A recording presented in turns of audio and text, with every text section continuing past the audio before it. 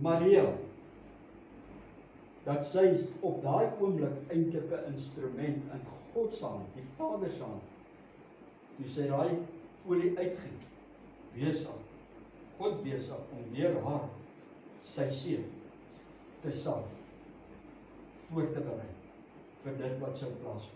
Net hier 'n paar dae later.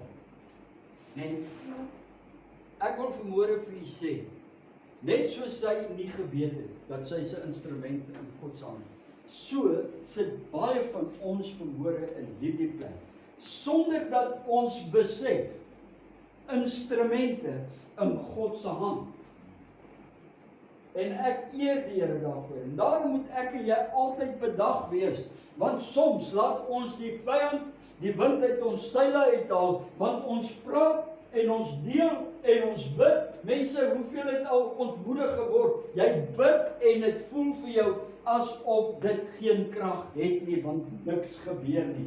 Ek wil vanmôre vir julle sê, daar gaan 'n dag kom wat jy gaan agterkom dat as gevolg van gebede wat jy gebid het die gevolge daarvan 'n impak gebring in van jou kinders se lewe wat jy nooit ooit eers besef het.